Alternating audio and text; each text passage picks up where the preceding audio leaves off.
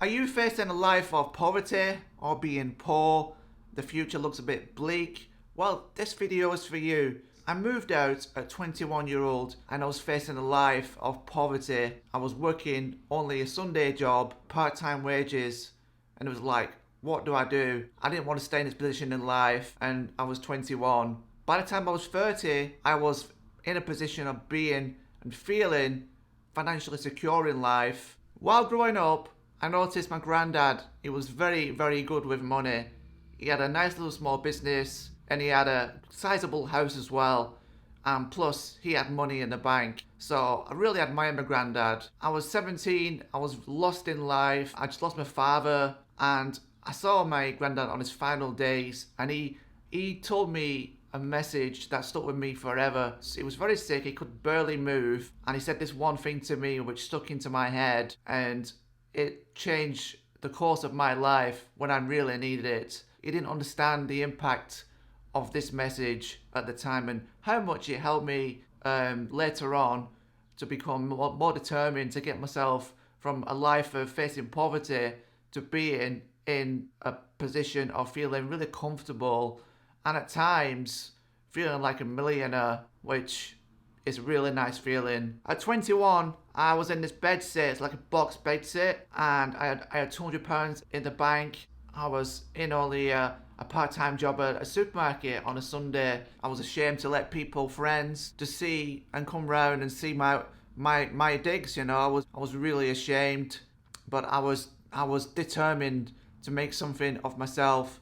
I never had any noticeable skills. At school, I didn't do that well.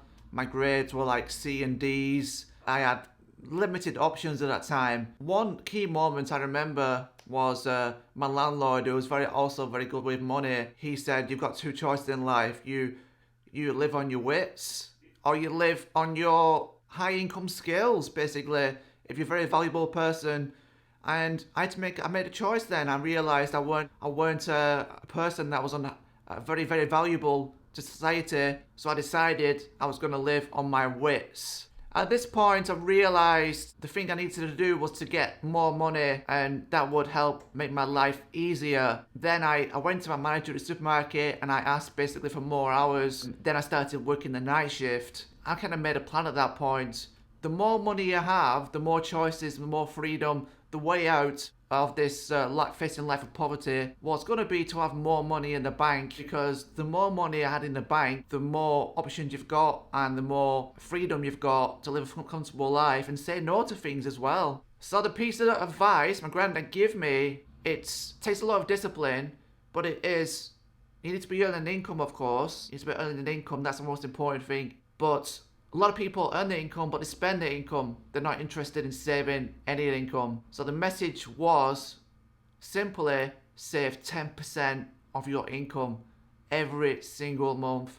And the sooner in life you do this, the better, because every month you're saving 10%. So say you're earning £1,000 a month. This is like £100.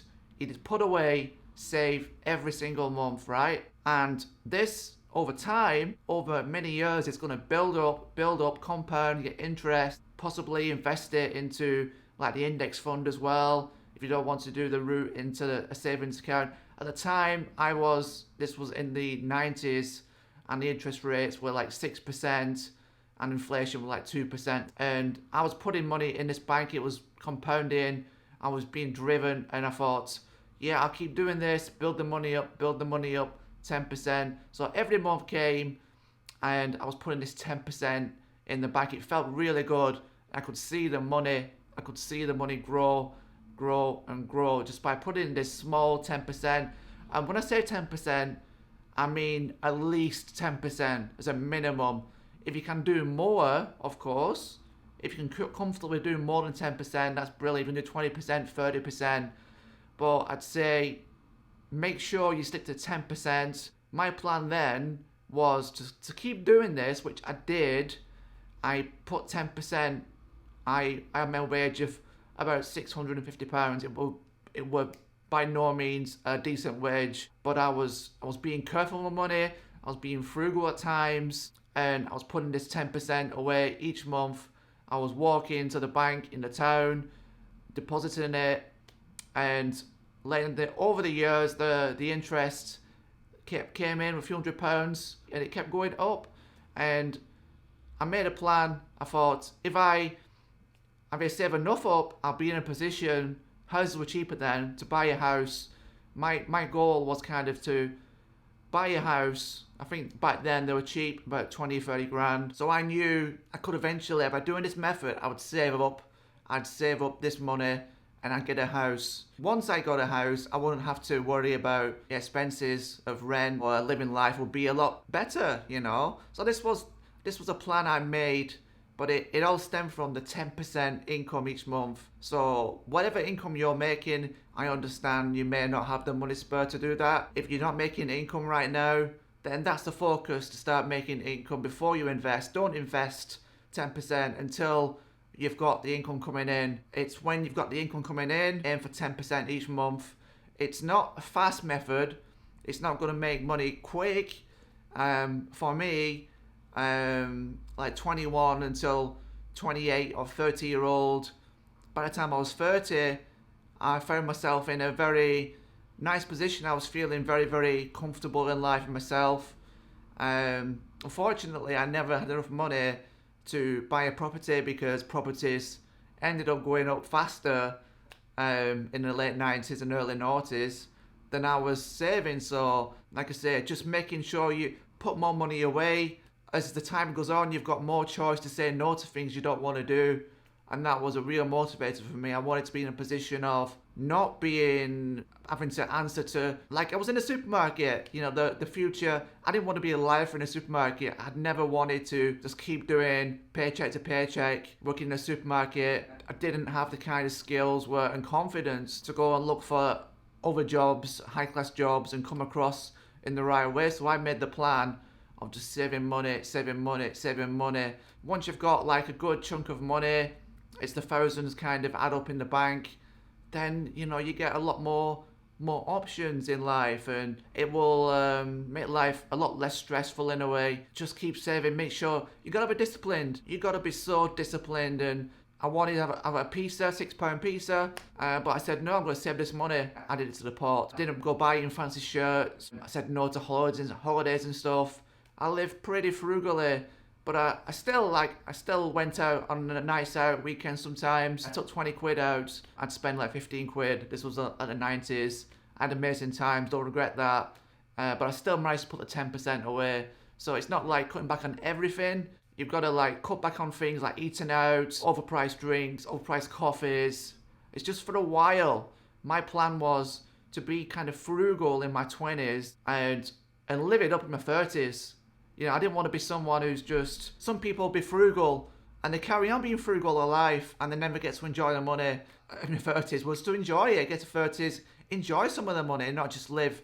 I didn't want to live a frugal life forever. It's just for a short period of time and until you get into a position of having some nice money in the bank. But it all depends on your goals. You're in a hard time in life. You're facing this life of being poor and poverty. The way out for us...